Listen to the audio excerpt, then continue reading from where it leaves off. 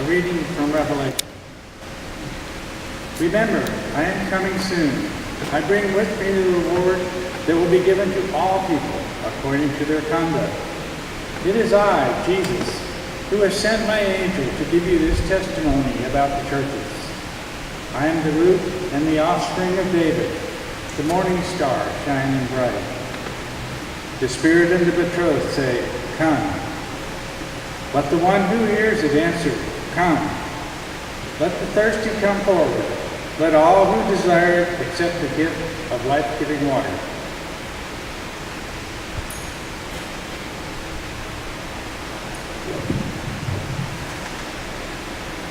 We have two readings about last things. The first is by Patrick Chang, who has preached here many years ago. And maybe a few of us remember him. It's a quote from a book he wrote, Radical Love, An Introduction to Queer Theology. The last topic in this book is that of Christian last things, or eschatology. For many queer people, the doctrine of eschatology, which includes matters such as the second coming of Jesus Christ, the last judgment, heaven and hell, raises a number of difficult issues, particularly since many of us have been told from a young age that we are going to hell because of our sexualities and our gender identities. As such, it is not surprising that LGBT theologians often do not address this doctrine in their theologies.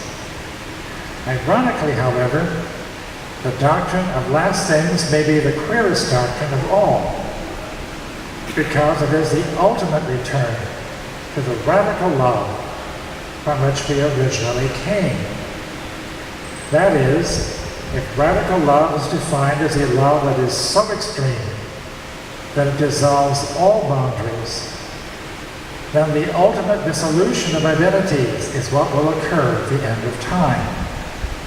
As such, the doctrine of last things can be understood as a horizon of radical love to which we are all directed or oriented. The second reading is by our preacher this evening, Sharilyn Steketee, from a paper for Systematic Theology at Andover, Newton, titled Eschatology Explored, Eschatology Embraced. Eschatology is about so much more than good versus evil and the end, particularly as we consider the return of Christ, the realm of God, the resurrection of the dead, the judgment, and the new heaven and new earth, the restoration of all things. Eschatology is about relation and community. With the hopeful and joyful embrace of eschatology, we are once and always beloved children of God, participants in a blessed creation.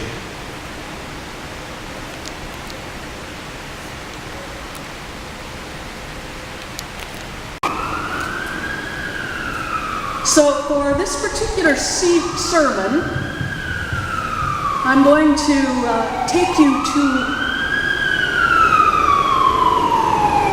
another place, another time.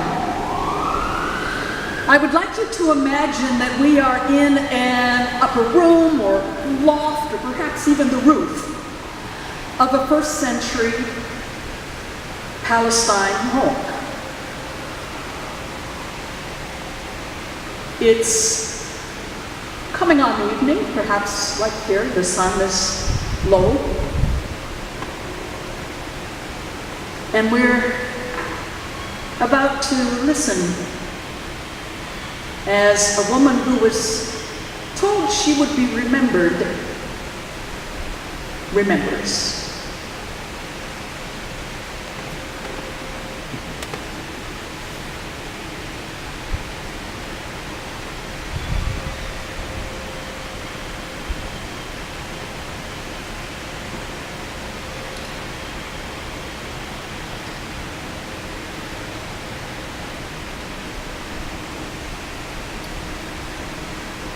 I'm old now. My hair is grayed, my eyes have dimmed, my hands are stiff. Perhaps my end is near.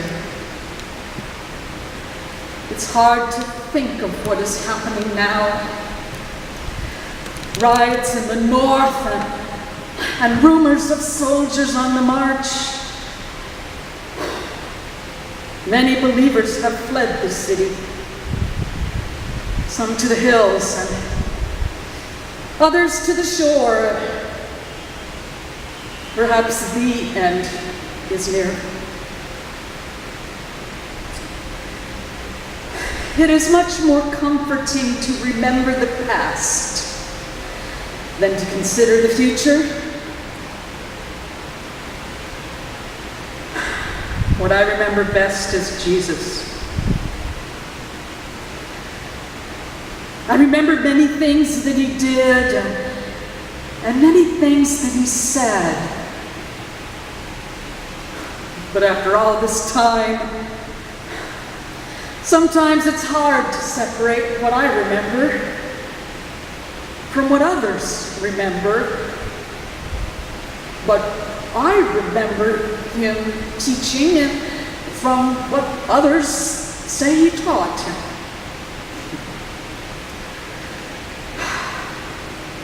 But I remember him. I remember his actions. I do recall that he said I would be remembered. Not necessarily by name, but for something I did.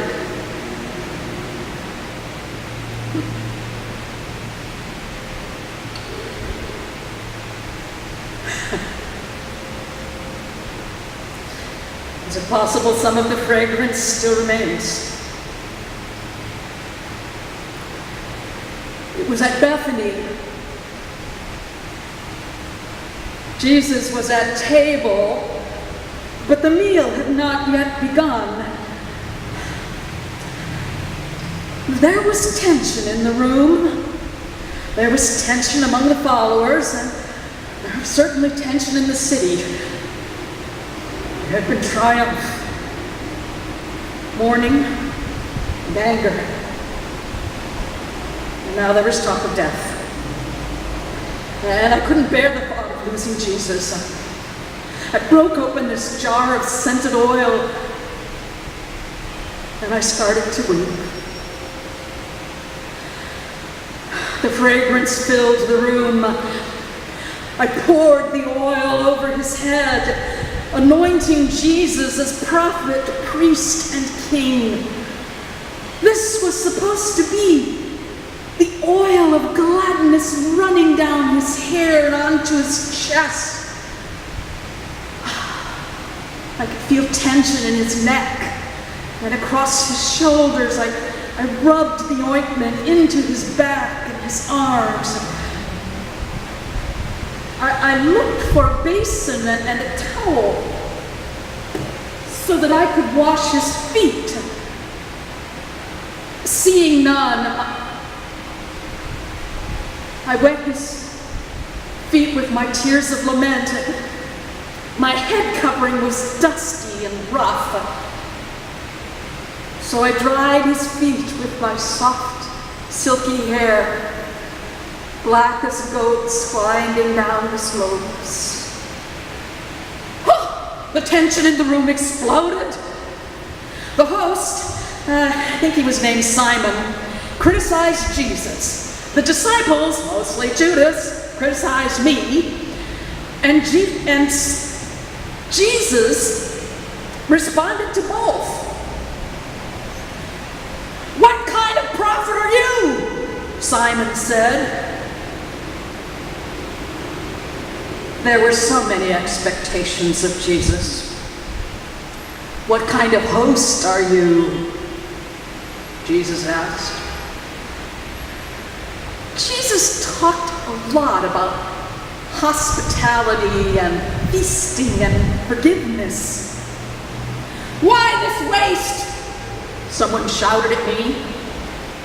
"Leave her alone," Jesus said. She is preparing me for my burial. I sobbed at his feet. He said he was going away. He had also said he would return. He said there would be signs, and he said no one would know, and I don't understand. I also didn't understand the reaction of the disciples. Judas asked, "Oh, why wasn't this perfume sold and the money given to the poor?" "It was my perfume, and I do give to the poor." I was about to say that when Jesus said we would always have the poor with us, but wouldn't always have him. I thought we were supposed to give to the poor. I thought that in the realm of God there would be no more poor. I thought Jesus said, "Blessed are the poor." Jesus said so many things. The disciples said so many things. Who's more important, Jesus or the poor? Didn't Jesus say that what we do for the poor, we're doing for him? I think we need to do more than give to the poor. I think we need to sit at their feet and listen to them. I think we need to make sure that we're not ignoring them, turning them away, or stealing from them.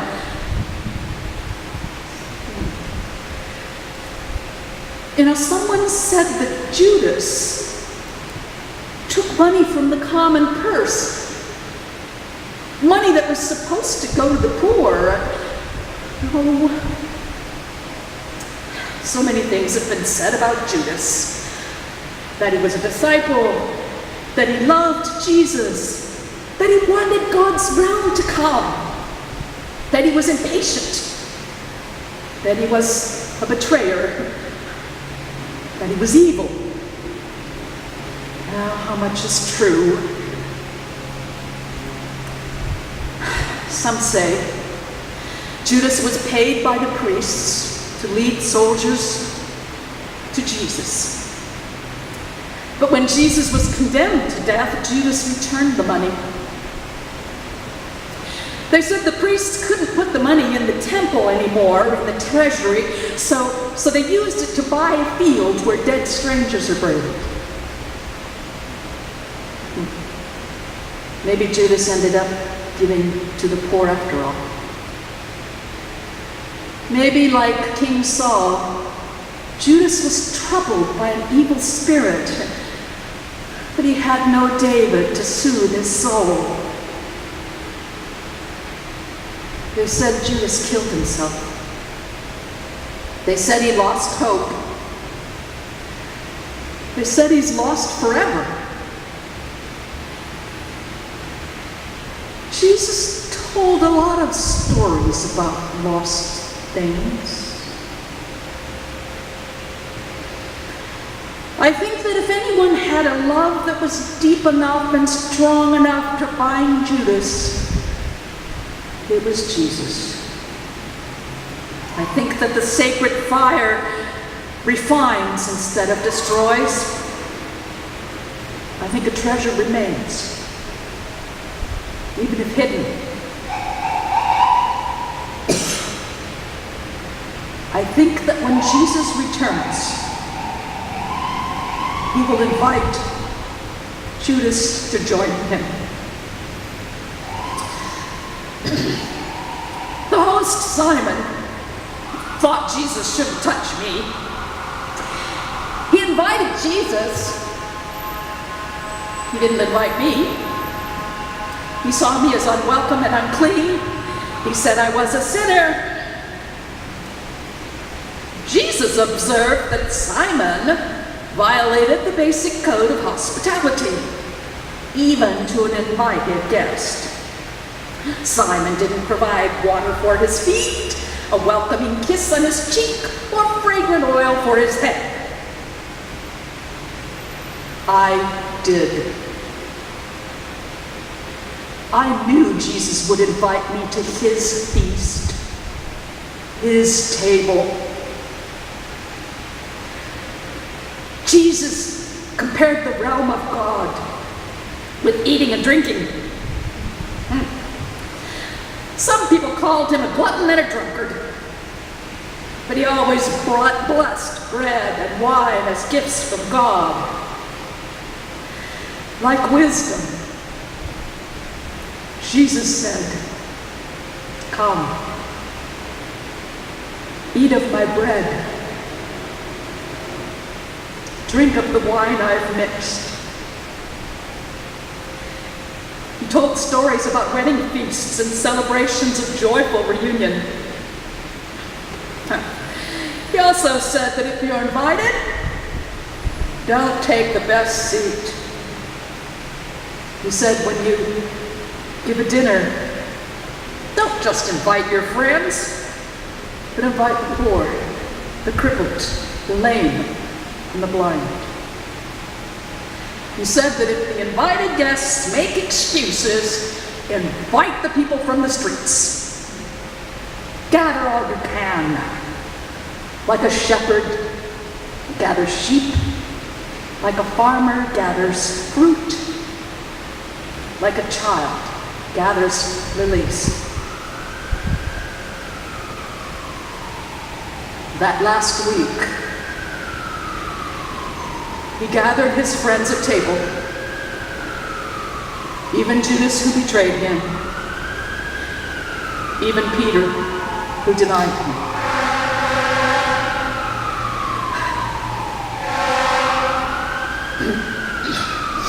He said that the bread was his body and the wine was his blood.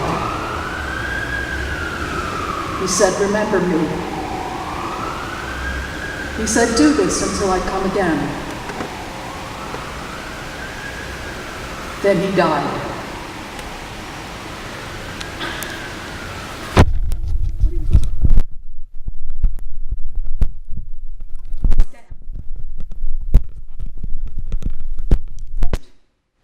And we didn't recognize him.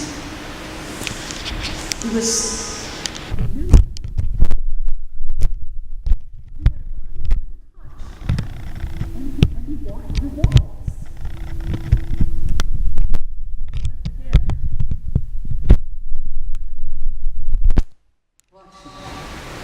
and waiting.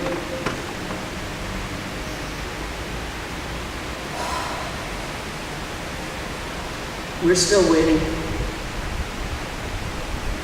We want to be new, like Jesus.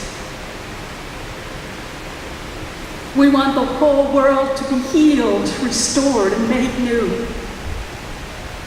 Jesus can do that. Is there something we need to do in order for Jesus to come back? Somehow I don't think we can do that. It was God who sent Jesus to us in the first place. Jesus was the realm of God among us. The realm of God is like yeast, like mustard, planted and growing. And the realm of God is like a house, wisely built. Jesus told us to wait. Jesus also told us to go out and preach good news, heal the sick, and feed the hungry. I feel like there is something I need to do besides watching and waiting. Is there a way to both preach and wait?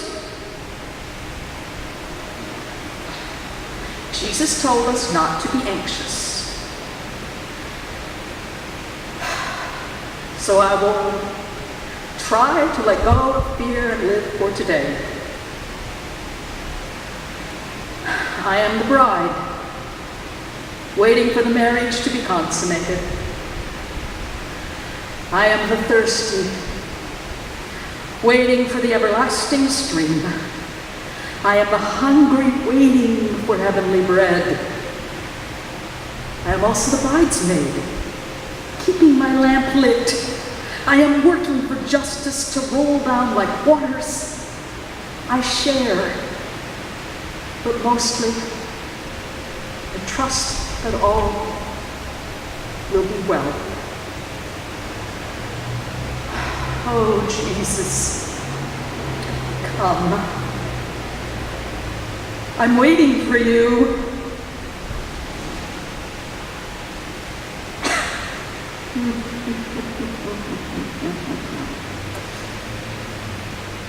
Oh, now I see. You're waiting for me. I come.